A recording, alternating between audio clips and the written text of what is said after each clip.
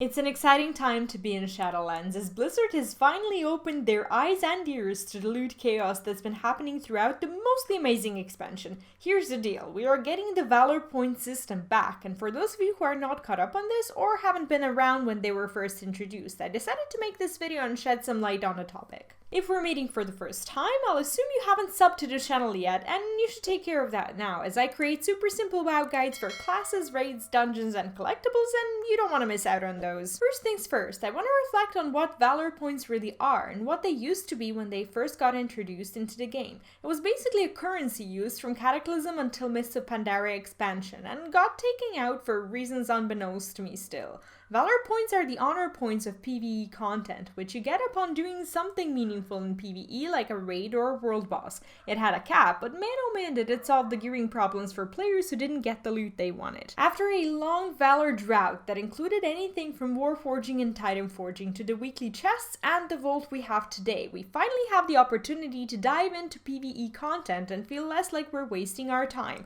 It's a breath of fresh air you want to take in and feel in your lungs and really cherish it, as it has the enormous potential to turn things around for so many players in Shadowlands. So what does this mean for you as a player in Shadowlands 9.0.5 who has the desire to dive into the Mythic keystones but feels like it's not worth it, as you're not guaranteed anything and have a big fat chance of not even getting an item at the end of the run? Will you continue to feel like the only reason to push for keystones is one of your Great Vault weekly rewards? The answer is no, as you will now be able to upgrade your existing gear with Valor Points, earn the new Keystone Explorer achievement, obtain a higher item level than what you already have on your Mythic Plus gear, and not only will you be getting Valors from doing Mythic Plus, you'll also be able to earn it through your callings. I'm actually super excited about this, as I've lately been considering a pause from the callings on my main, as the gold rewards just don't do it for me. This means that if you've collected your Mythic gear and you don't want to do as many Mythic Pluses anymore, you don't have to do it as much, as you'll supplement your Valor gain from doing the calling stuff if that's what you want to do. I'm not sure how much you'll be getting and what the cost will be, as that information hasn't been revealed yet, but we will soon know a lot more as the public test realm will be available in March. So if you feel like you're up for testing new content, you can look forward to the PTR, as you'll be able to run the testing simply by changing the game version to public test realm in your Battle.net app. And there are no additional requirements. What we do know is what you'll need to do in order to hit the upgrade cap, so here it is.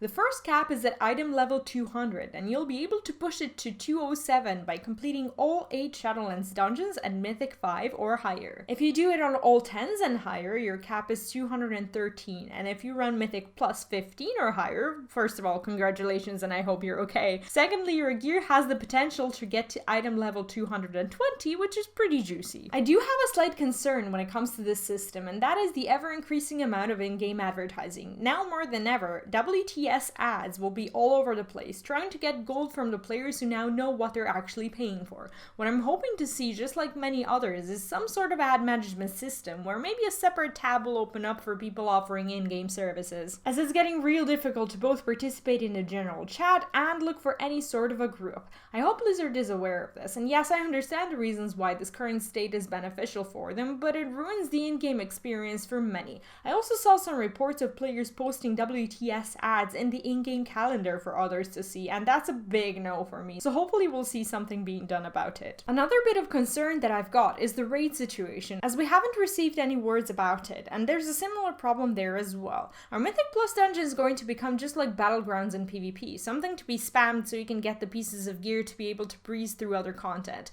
Our pug group's going to be even more strict about people joining, as now everyone can pretty much get the capped gear. And is there going to be a phenomena of low-geared people not being able to get into initial groups because everyone's going to require them to already have the capped gear and will not want to be that one group that an undergeared player uses to get the gear? And finally, there's an important question when it comes to the difference between PvE and PvP cap. And as it currently stands, PvP gear cap is 6 item levels higher than this plus 15 Keystone Master one that we're going to have. I'm not quite sure why this is, and even though getting to a maximum upgrade of PvP gear does earn you the right to reap those benefits, PvE players should have that chance too, right? I'd love to hear your thoughts about this in the comments. There's gonna be a lot of people thinking a lot of different things, and I want to hear about it. Don't forget to sub as well, and leave this video a like so more people can join the discussion. Thank you for watching, and I'll see you in my next video. Bye bye.